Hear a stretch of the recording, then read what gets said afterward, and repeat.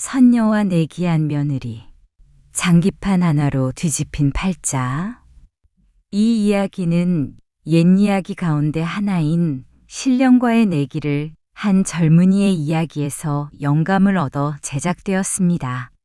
오늘 이야기에는 반전이 있으니 끝까지 시청해 주세요. 입춘이 지나고도 들판에는 겨울의 서슬이 남아있던 해였습니다. 새벽이면 우물가의 물동이는 손이 얼얼할 만큼 차가웠고 마루 끝에는 밤새 내려앉은 서리가 햇빛을 받기도 전에 반짝였습니다. 수키는 해가 뜨기 전부터 일어나 우물물을 길어오고 아궁이에 불을 지피고 꺼질 듯한 쌀독을 들여다보며 하루의 살림을 헤아렸습니다. 수키가 시집살이를 하고 있는 집은 양반집이기는 했으나 실상은 이미 기울어질 대로 기울어 있었습니다. 기둥은 오래된 나무처럼 말라 있었고 장독대는 한쪽으로 기대선 노인처럼 삐걱거렸으며 방 안의 온기는 늘 부족했습니다. 수키는 몰락한 양반의 딸이었습니다. 아버지는 벼슬길에 오르지 못하고도 끝내 붓을 놓지 않는 사람이었습니다. 밤이면 낡은 장기판을 펴놓고 홀로 말을 두곤 하였는데 수키는 그 옆에 앉아 돌이 오가는 손끝을 바라보며 자랐습니다. 아버지는 늘 같은 말을 했습니다. 장기는 단순히 돌을 옮기기만 하는 놀이가 아니란다. 사람의 속을 읽어야 판이 보이는 법이지. 그 말이 수키의 가슴에 깊이 박혔습니다. 글씨보다 먼저 눈치를 배웠고 말보다 먼저 침묵의 뜻을 읽게 되었으니 참으로 기묘한 배움이 아닐 수 없었습니다. 허나 그 배움이 훗날 수키에게 이토록 큰 동아줄이 될 줄은 그때는 아무도 몰랐습니다. 수키가 칠성에게 시집 온 것도 같은 몰락한 양반 집안끼리의 혼사였습니다. 마을에 장이 서던 날 우연히 저작거리에서 만난 수키에게 한눈에 반한 칠성이 혼사를 추진했습니다.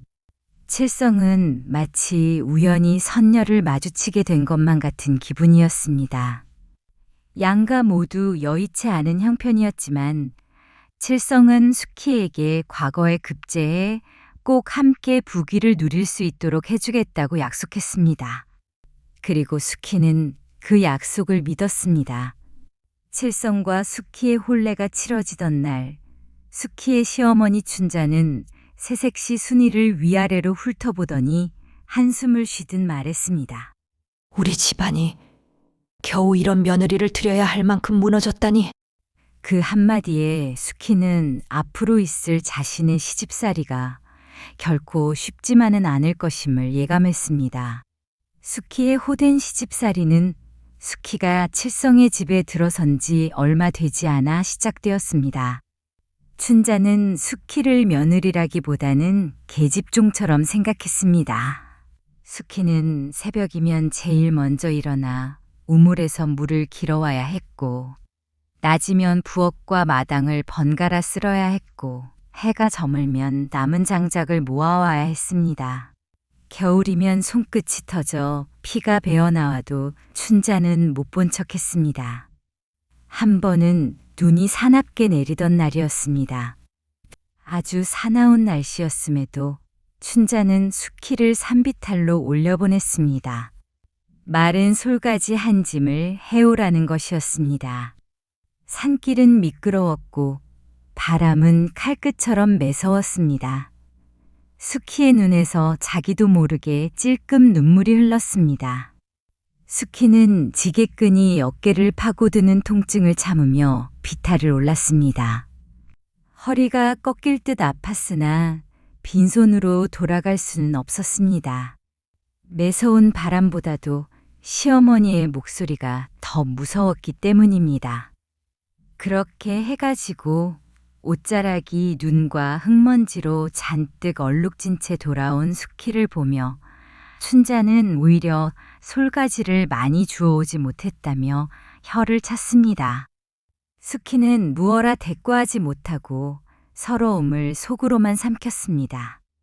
억울함을 너무 오래 삼키면서 살면 모간이 돌처럼 굳어버리는 법이었습니다. 춘자는 수키를 쉬게 두지 않았습니다.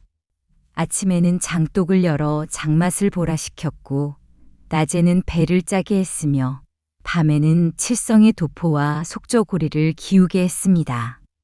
비가 새는 날이면 집안 어디가 먼저 졌는지 살피게 했고, 제사 전날이면 떡 반죽과 나물을 혼자서 다 준비하게 했습니다. 어느 날은 친척이 왔다며 수키에게 하루 종일 부엌에만 있으라 했습니다.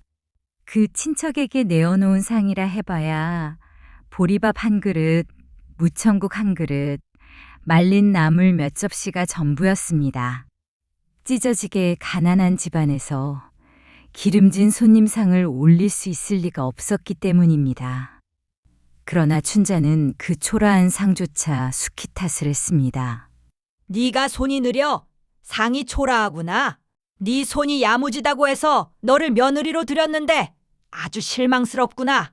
수키는 아무 말도 하지 못한 채 몇 번이고 상을 다시 차리고 국을 다시 끓이고 다 식어 빠진 밥을 데워야만 했습니다. 칠성은 그런 수키를 보면서도 아는 체 하지 않았습니다. 속으로는 안타까운 마음도 조금 있었으나 칠성은 제 어머니를 이길 수 있는 사람이 아니었습니다. 춘자는 칠성에게 말했습니다. 사내가 되어 집안 여자들의 일에 나서는 것은 옳지 못한 것이야. 며느리가 제 할 일을 다 해야 너도 과거에도 붙고 우리 집안도 다시 살아나지 않겠니? 그 말에 칠성은 늘 입을 다물었습니다.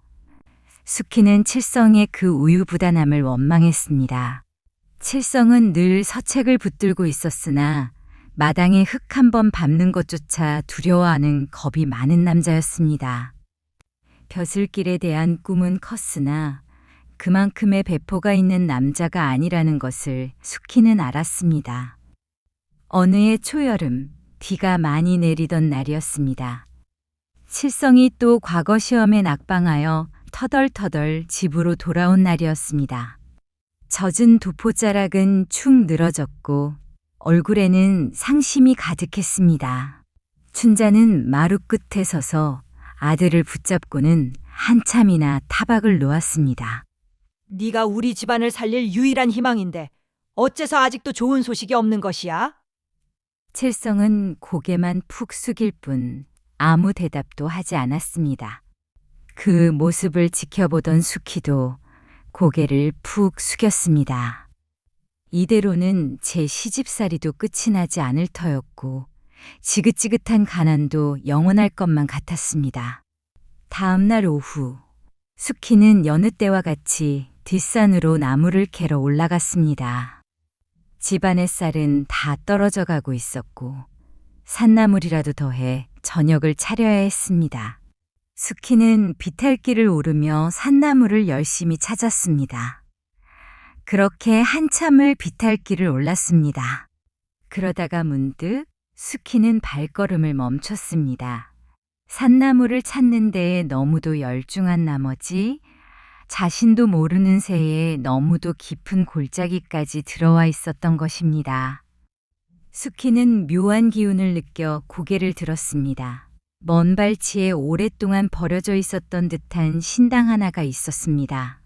문이 반쯤 열려 있었고 안에는 누군가 남기고 간 듯한 낡은 향로 하나가 먼지를 뒤집어 쓴 채 놓여 있었습니다.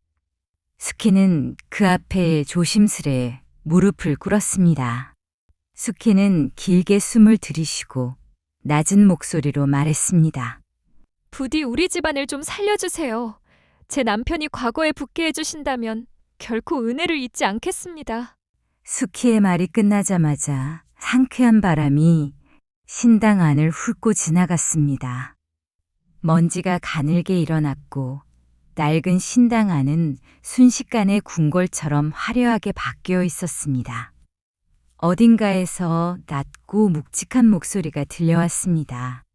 소원을 걸고 저와 장기를 두어 내기를 한판 해보시겠어요? 수키가 깜짝 놀라 고개를 들었습니다. 그곳에는 하늘에서 내려온 듯 무척 아름다운 얼굴을 한 선녀가 서 있었습니다. 당신이 이기면 제가 당신의 소원을 들어드릴게요. 제가 이기면 이 신당에 술과 떡을 바치세요. 수키는 고개를 끄덕였습니다. 제안을 거절할 이유가 없었습니다. 칠성이 과거에만 붙으면 이 고된 시집살이에서 벗어날 수 있을 것이라 믿었기 때문에 수키는 너무도 간절했습니다. 선녀가 그 자리에서 장기판을 펼쳤습니다. 그러나 첫 판은 쉽지 않았습니다.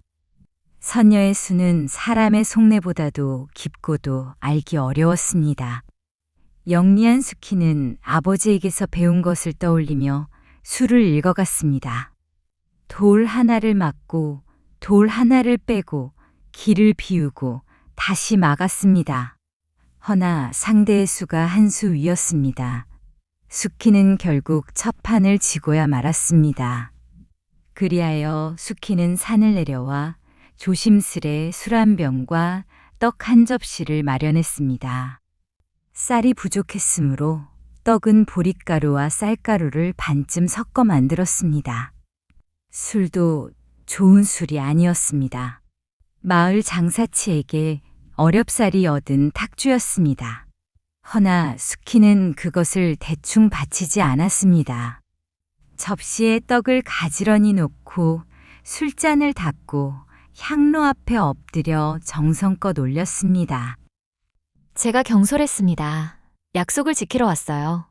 수키가 그렇게 중얼거릴 때 신당한 공기가 이상하리만치 따뜻해졌습니다. 이윽고 신당 안이 또다시 화려한 모습을 드러내고 선녀가 나타났습니다. 정성이 갸륵하니 제가 한 번 더 기회를 드리지요. 그 두 번째 판은 첫 판보다 더 깊고 더 묵직했습니다. 수키는 이전보다 더 진지했습니다. 이번에는 자기 집안만이 아니라 자기 삶 전체를 놓고 두는 판처럼 느껴졌습니다. 돌을 두면서도 마음은 차분했습니다. 아버지의 말이 다시 떠올랐습니다. 장기는 돌이 아니라 사람을 읽는 판이라는 말, 욕심이 앞서면 수가 흐려진다는 말, 물러설 줄 알아야 길이 열린다는 말이 오래된 숨결처럼 귀에 맴돌았습니다. 수키는 천천히 판을 좁혔습니다. 한참 뒤 선녀가 먼저 말을 멈췄습니다. 이번에는 수키가 이겼습니다. 수키가 주저하지 않고 첫 번째 소원을 말했습니다. 제 남편이 과거 급제에 성공하게 해주세요. 수키는 여전히 칠성이 제게 했던 약속을 믿고 있었습니다. 수키는 남편이 과거에 붙기만 하면 칠성과 자신이 행복해질 수 있으리라 믿었습니다. 선녀는 알겠다는 듯 오묘하게 웃었습니다. 그 뒤 얼마 지나지 않아 칠성은 기이하게도 급제 소식을 받았습니다. 고을이 떠들썩해졌고 춘자는 마치 하늘이 집안에 복을 내려준 듯 크게 기뻐했습니다. 춘자는 잔치를 열었고 마을 사람들이 모두 모여 칠성의 급제를 축하했습니다. 칠성의 얼굴도 부푼 희망으로 가득 차 행복해 보였습니다. 수키는 그 행복한 눈빛들을 보며 아직 알지 못했습니다. 어느 날 갑작스레 떨어진 복이란 사람을 살리기도 하지만 사람의 본심을 제일 먼저 끌어내는 양날의 검이기도 하다는 사실을 말입니다. 칠성이 과거에 급제한 뒤 집안 사정은 조금씩 나아졌습니다. 빚을 조금씩 갚을 수 있게 되었고 논두렁도 손볼 수 있게 되었고 곡식도 해마다 조금 더 여유가 생겼습니다. 마을 사람들은 그 집이 며느리를 잘 들여 하늘이 복을 내려준 것이라고 말했습니다. 춘자는 그런 마을 사람들의 말이 무척 못마땅했습니다. 살림이 나아질수록 춘자는 더 매서워졌습니다. 이전에는 수키가 살림하는 것을 모두 꼬투리를 잡고 나무랐는데 이제는 또 며느리가 너무 기세등등해서 집안 기운을 다 쥐고 흔든다며 꼬투리를 잡았습니다. 집안 살림이 나아졌음에도 수키는 여전히 밤새 배를 짜고 장작을 패고 겨울 냇물에 빨래를 해야만 했습니다. 제삿날이면 춘자는 수키를 부엌 깊이 묶어두고 상에 올릴 음식들을 혼자서 모두 감당하게 하면서도 결과가 마음에 들지 않는다며 타박했습니다. 한 번은 큰 비가 온 날이었습니다. 지붕이 새어 물이 방바닥에 번졌고 수키는 밤새 양동이를 받치며 물을 퍼냈습니다. 그런데도 춘자는 그런 수키를 팔짱을 낀 채 멀리서 지켜보기만 했습니다. 수키의 옷은 흠뻑 젖어 있고 손은 얼어 있었으나 춘자는 그 모습을 보고도 말했습니다. 칠성의 서책이 다 적고 있질 않느냐? 왜 이리 행동이 굼뜬 게야? 수키는 그날 밤 밤새 혼자 울며 속을 사기는 수밖에 없었습니다. 칠성 역시 그간 열심히 내조한 수키에게 고마워하기는커녕 기고만장해지기만 했습니다. 칠성은 수키가 밤새 정성스레 손질한 도포를 입고 나가 사람들 앞에서 체면을 내세웠습니다. 누군가가 그 집 며느리가 무척 참하고 착하더라고. 칠성도 그 덕을 본 것 같다고 칭찬이라도 하면 칠성은 화를 내며 말했습니다. 집안일은 집안일이고 과거 급제는 오롯이 제 힘으로 한 것입니다. 수키가 들었다면 속상함에 속이 뒤집힐 것이었습니다. 이토록 가난한 집안에 쌀독이 비지 않게 하려 애를 쓴 것도 밤새 공부를 하는 칠성이 혹여 추울까봐 한겨울에도 밤새 아궁이 곁을 지켰던 것도 비가 새는 지붕 밑에서 밤새 물을 퍼냈던 것도 모두 수키였습니다. 수키가 우물에서 물동이를 10번 더 이고 땔감을 20번 더 날라야 집안이 굴러가는데도 칠성은 그 고마움을 조금도 알지 못했습니다. 수키는 칠성과 춘자의 마음속에서 제자리가 한 줌도 되지 않는다는 사실을 느꼈습니다. 수키는 결국 신당에 다시 올랐습니다. 본디 성정이 따뜻하고 착한 수키는 집안 살림이 지금보다도 더 넉넉해지면 춘자와 칠성이 자신을 진정한 가족으로 받아줄지도 모른다고 생각했습니다. 수키는 이제는 제대로 된 술과 떡을 바치고 무릎을 꿇어 빌었습니다. 선녀님, 저와 내기 한 판을 더 해주세요. 이윽고 따뜻한 바람이 불었고 선녀가 나타났습니다. 이번에는 어떤 소원인가요? 선녀의 물음에 수키가 답했습니다. 저희 집안을 마을에서 제일 가는 부자로 만들어주세요. 수키의 말에 선녀는 오묘한 미소를 지었습니다. 그것이 정녕 당신의 소원이 맞습니까? 수키는 고개를 끄덕였습니다. 선녀가 알겠다며 장기판을 꺼내들었습니다. 이번 내기에서도 수키가 이겼습니다. 수키는 가벼운 발걸음으로 비탈길을 다시 내려왔습니다. 얼마 지나지 않아 기다렸다는 듯 칠성의 집 마당에 금은보화를 이고 선 행렬이 들어서기 시작했습니다. 칠성이 임금의 눈에 들어 곧 한양으로 자리를 옮기게 될 것이라는 소문이 온 동네에 퍼졌기 때문입니다. 칠성의 집은 머지않아 동네에서 제일 가는 부잣집이 되었습니다. 허름했던 초가는 화려한 기와집이 되었고 춘자는 매일같이 잔치를 벌였습니다. 종들도 거느리기 시작해서 수키가 도맡았던 집안일이 많이 줄었습니다. 고단했던 수키의 삶이 비로소 살만해지는 것만 같았습니다. 그러나 그 무렵 춘자는 집안이 넉넉해지자 다른 생각을 품기 시작했습니다. 수키가 아이를 낳지 못한다는 사실을 들먹이며 대를 이어 우리 집안의 가세를 이어가야만 한다고 떠들어댔습니다. 그러나 수키는 고된 시집살이로 인해 몸이 많이 허약해져서 아이를 갖지 못했습니다. 결국 춘자는 옆 동네 양반가 첩실의 딸 하나를 칠성의 첩으로 들였습니다. 그녀의 이름은 정분이었습니다. 춘자는 살가운 눈으로 정분을 보며 말했습니다. 너는 아이를 가질 수 있을 터이니 쓸모가 있구나. 그 말에 수키는 마음이 갈래갈래 찢기는 듯 했습니다. 칠성 역시 그런 춘자를 막지 않았습니다. 오히려 슬그머니 고개를 끄덕였습니다. 집안에 아들이 있어야 한다는 말을 앞세우며 춘자는 결국 정분을 집안에 들였습니다. 정분은 머지않아 아이를 가졌습니다. 그리고 아이를 갖자마자 정분의 몸가짐이 달라졌습니다.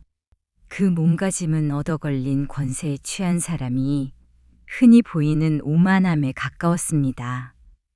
정분은 초반에는 수키의 눈치를 보는 듯 했으나 얼마 지나지 않아 춘자의 비호를 등에 업고 수키를 하인처럼 부리기 시작했습니다.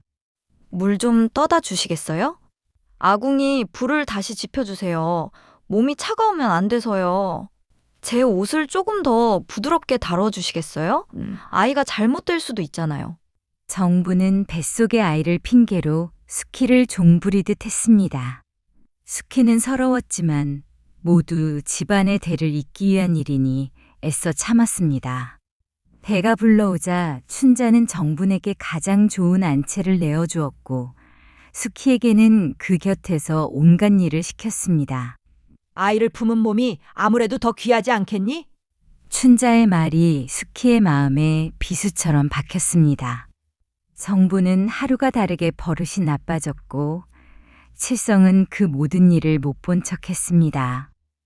아니, 못 본 척이 아니라 동조였습니다. 칠성은 사람들 앞에서 수키를 더 푸대접했습니다. 수키가 무엇라도 말하려 하면 네가 참견할 일이 아니다라며 수키를 무시하기 일쑤였고 수키를 보는 눈빛도 나날이 차가워졌습니다. 그러나 칠성은 정분에게는 무척 다정한 남편 행세를 했습니다. 수키는 그 배은망덕함에 화가 치밀었습니다. 수키가 일으켜 세운 집안이 수키를 가장 낮은 곳에 앉혀놓고도 이 모든 복이 자기들 덕에 이루어진 것이라 착각하고 있었습니다. 그 뒤로 수키의 삶은 더욱 가혹해졌습니다. 정부는 아이를 가진 뒤부터 아이의 안주인 행세를 하기 시작했습니다. 수키가 손수 쑤어 놓은 죽도 마음에 들지 않는다 하였고 수키가 다림질한 옷도 구겨졌다며 다시 펴게 했습니다. 비 오는 날이면 수키를 마루 밑에 세워두고 물동이를 받게 했고 바람 부는 날이면 대문 옆에서 손님을 맞으라 시켰습니다. 칠성은 그 모든 일을 보며도 한마디도 하지 않았습니다. 정분이 마침내 아들을 낳았습니다. 정분이 아들을 낳자마자 집안은 마치 모든 근심을 벗은 듯 떠들썩해졌습니다. 춘자는 아이를 품에 안고 울기까지 했습니다. 칠성은 그 아들을 앞세워 사람들 앞에서 고개를 내세웠습니다. 그날 이후 수키는 집안에서 사실상 종이 되었습니다. 정분의 빨래를 하고 밥을 데워 올리고 밤중에 아이 울음이 멎지 않으면 달래기까지 해야 했습니다. 허나 본디 고운 성정의 수키는 아이를 미워하지 않고 제 아이인 것처럼 귀하게 여겼습니다. 아이를 못 낳는 여인은 이 집안의 짐이나 다를 게 없지. 그러나 춘자는 수키의 앞에서 대놓고 수키를 무시했습니다.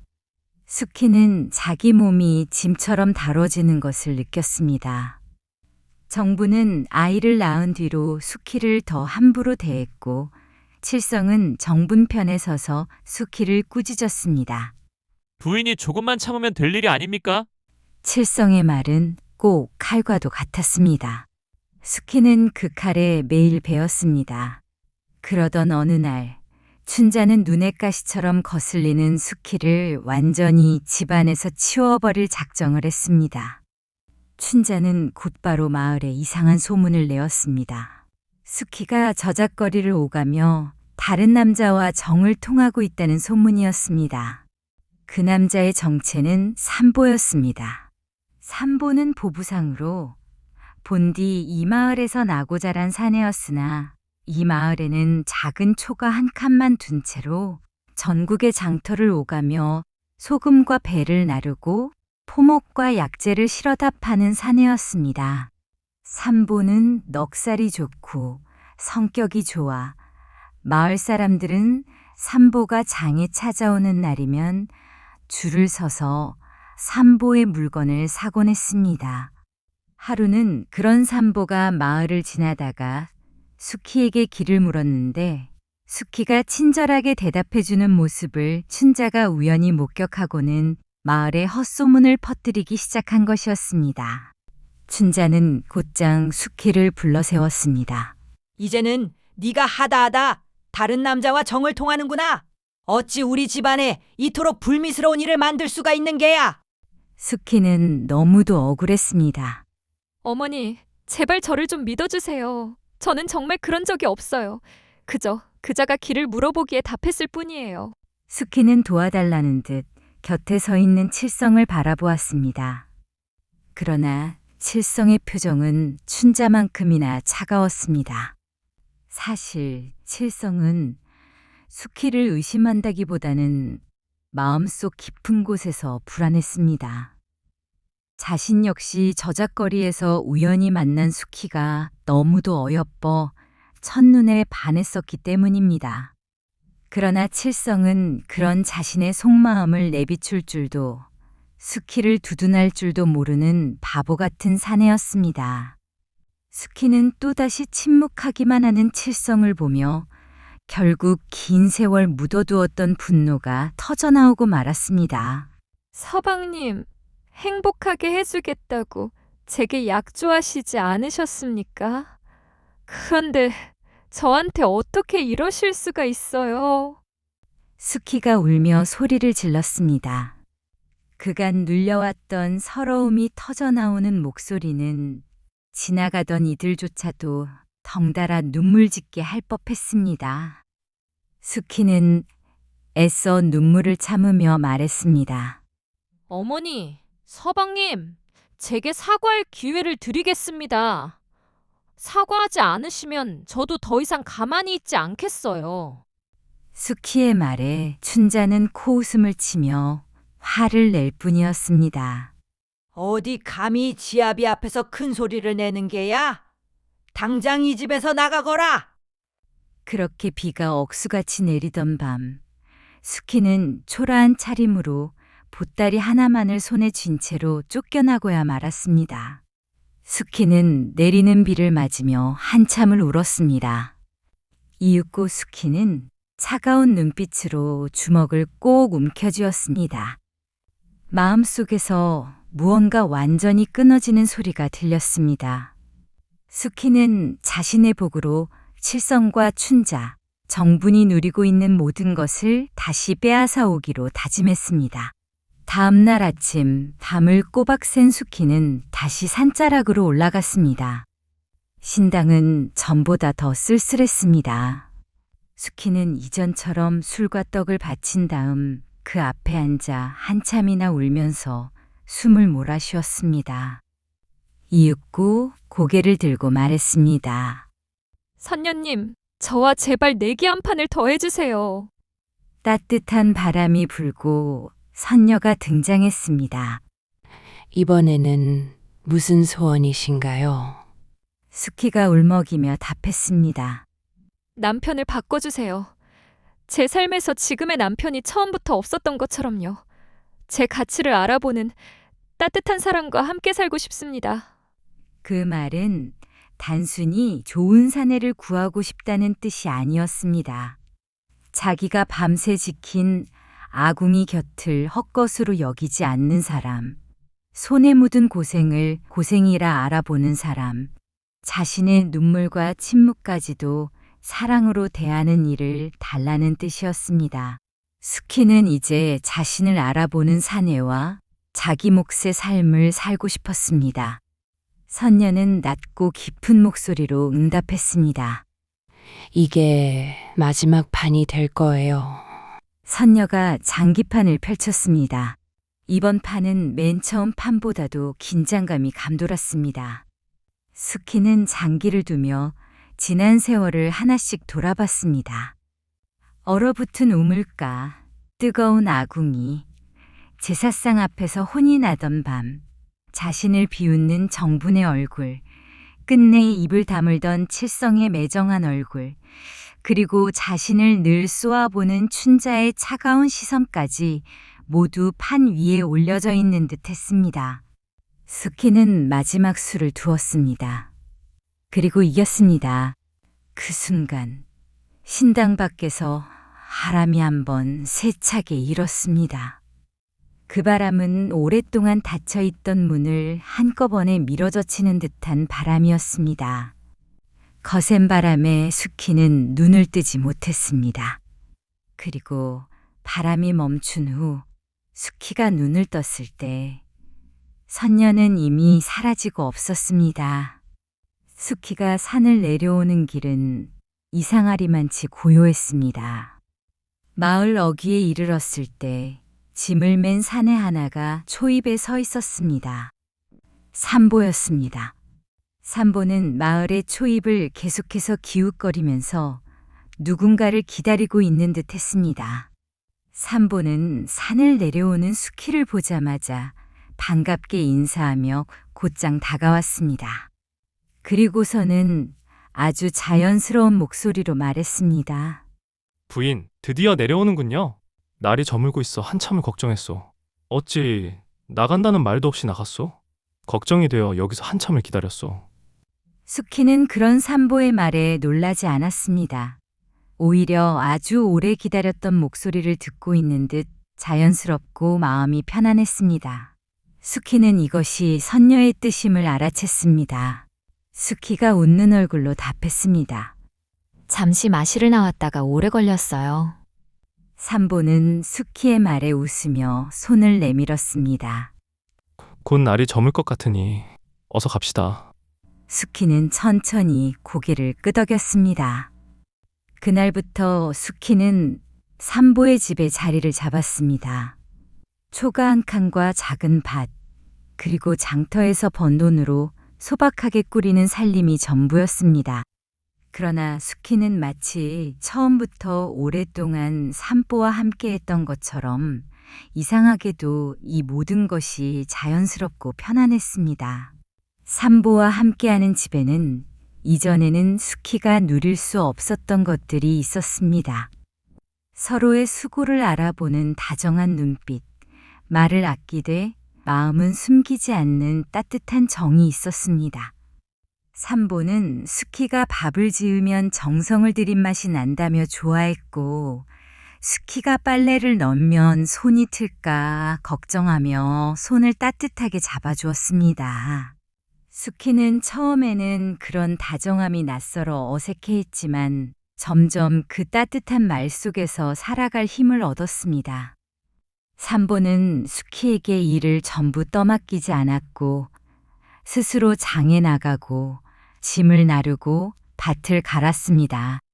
수키는 그제야 자기 몸이 더는 쇠사슬처럼 묶이지 않아도 된다는 것을 알았습니다.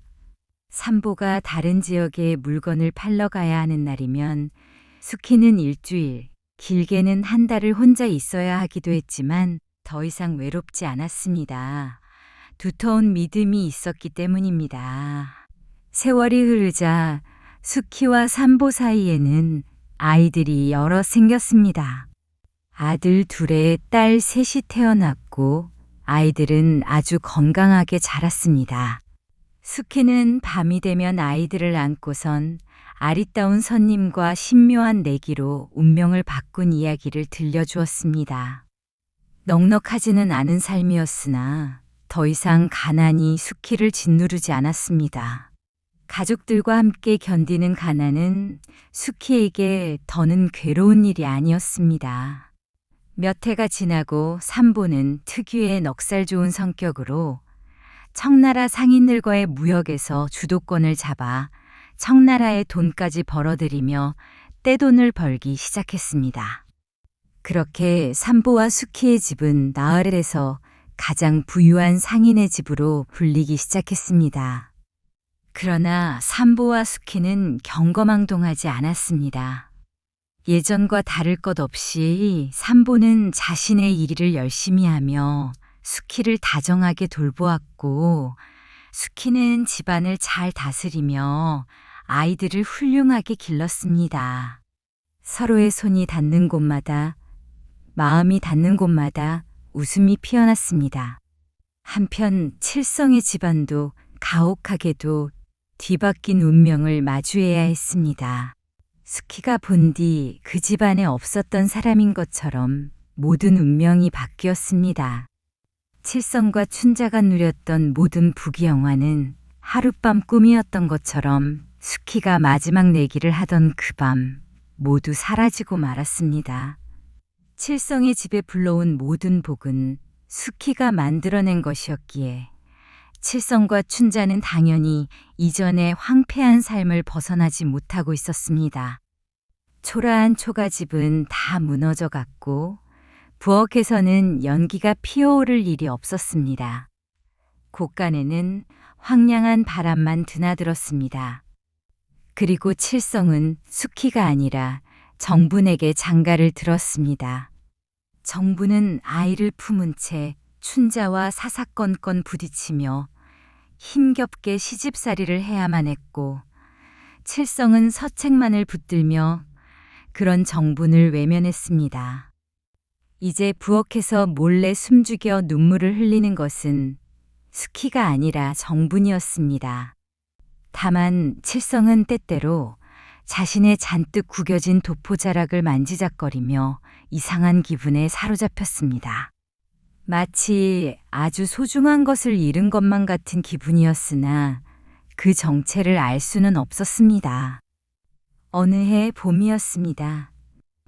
묵은 곡식이 다 떨어져 혹독한 보릿고개가 찾아왔습니다. 수키가 마루에 앉아 봄 기운을 만끽하고 있을 때였습니다. 대문 밖에서 누군가 서성이는 그림자가 보였습니다. 수키는 대문에 가까이 다가갔다가 아주 놀랐습니다. 수키의 집 밖을 서성이는 이는 다름 아닌 춘자였습니다. 춘자는 군데군데가 다 떨어져 나간 누더기 옷을 입고 아주 가엾은 표정으로 문 밖을 서성이고 있었습니다. 그리고 그 옆에는 뒷짐을 지고선 칠성이 있었습니다. 칠성의 차림새도 보기에 안쓰러울 정도로 초라했습니다. 수키는 놀란 마음을 가다듬고 물었습니다. 무슨 일로 오셨나요? 춘자가 울먹이며 답했습니다. 아이고, 부인, 저희 집에 곡식이 다 떨어져서 어린 손주들이 일주일째 배를 골고 있습니다. 이 집 주인 내외가 친절하다는 소문을 들어서 볼이라도 조금 얻을 수 있을까 해서 이렇게 염치 없이 찾아왔습니다. 수키는 이상한 기분이 들었습니다. 자신의 복수가 성공한 것이 분명했으나 막상 초라한 차림새로 안쓰러운 얼굴을 하는 춘자와 칠성을 보고 있자니 마음 한켠이 싱숭생숭했습니다. 수키는 고민했습니다. 당장 이들을 매정하게 내쳐서 통쾌하게 복수를 완성할 수도 있었지만 수키는 본디 그런 모진 성정을 갖지 못했습니다. 수키는 결국 고민 끝에 답했습니다. 잠시 기다려주세요. 수키는 곳간에서 쌀 한 대와 옷가지, 산나물과 먹을 것들을 싸들고 나와 춘자에게 건넸습니다. 춘자는 머리가 땅에 닿을 듯 감사 인사를 했습니다. 아이고, 정말 감사합니다. 정말 감사합니다. 수키는 씁쓸하게 웃었습니다. 아이들이 굶고 있다니 마음이 아프네요. 수키가 칠성을 쳐다보며 말했습니다. 칠성은 어딘지 슬픈 표정으로 수키를 쳐다보고 있었습니다. 꼭 무엇인지 모를 잃어버린 아주 소중한 것이 눈앞의 여인인 것만 같은 이상한 기분이 들었습니다. 고맙습니다, 부인. 수키는 칠성의 말에 눈물이 날 것만 같았습니다. 정작 칠성의 아내일 때는 한 번도 듣지 못했던 고맙다는 말에 마음 한켠이 씁쓸해졌습니다. 그렇게 춘자와 칠성은 수키가 건넨 음식들을 들고 집으로 돌아갔습니다. 칠성은 집으로 돌아와 서책을 읽으며 자꾸만 흐르는 눈물에 괴로웠습니다. 이유를 알 수 없는 눈물이었기 때문입니다. 칠성은 그 이후로도 아주 오래도록, 아니 영원토록 그 눈물의 이유를 알지 못했습니다. 한편 수키는 그 이후로도 오랫동안 행복하게 살았습니다. 수키는 매해 보릿고개가 찾아오면 몰래 칠성의 집 앞에 쌀을 조금씩 가져다 두었습니다. 한때는 정을 주었던 남편에 대한 마지막 예의라고 생각했습니다. 수키의 아이들은 무럭무럭 자랐고 산보의 일도 승승장구했습니다. 그렇게 수키는 선녀가 이뤄준 마지막 소원으로 여생을 지혜롭고 행복하게 보낼 수 있었습니다. 아주 오랜 시간이 지난 후에 수키는 다시 신당을 찾아 산길을 오른 일이 있었습니다. 그러나 그 자리에는 신당은 깜쪽같이 사라진 후였습니다. 다만 장기판 하나가 놓여 있었습니다. 수키는 그 장기판을 내려다보며 웃었습니다. 마치 선녀가 속삭이는 것만 같았습니다. 당신의 삶이 행복해져서 다행이네요. 그리고 사실 이 이야기에는 숨은 반전이 하나 있습니다. 제가 최근 저작거리에서 어떤 여인을 보고 사랑에 빠졌습니다. 그 여인과 평생을 함께 할 수 있게 해주세요. 그래요? 그럼 장기를 두어 저랑 내기를 하실래요? 선녀가 오묘하게 웃었습니다. 어쩌면 선녀는 어려운 처지에도 불구하고 따뜻한 품성을 잃지 않은 수키에게 찾아온 복이었던 것 같습니다. 훗날 사람들은 이 일을 두고 말했습니다. 은혜를 잊은 집안은 복을 지켜내지 못한다고 하였습니다. 이야기는 끝내 이렇게 남습니다. 사람을 함부로 부리고 고마움을 모르면 제 복을 스스로 깎아먹는 법입니다. 허나 자기 가치를 아는 사람은 끝내 제 길을 만나고 그 길 위에서 오래오래 행복하게 살 수 있는 법입니다. 오늘 이야기는 여기까지입니다. 여러분이라면 수키처럼 자신을 아프게 했던 이들에게 다시 쌀을 나눠주는 선택을 할 수 있었을까요? 댓글로 의견을 남겨주세요. 다음 재미있는 옛날 이야기도 궁금하시다면 구독과 좋아요 부탁드립니다.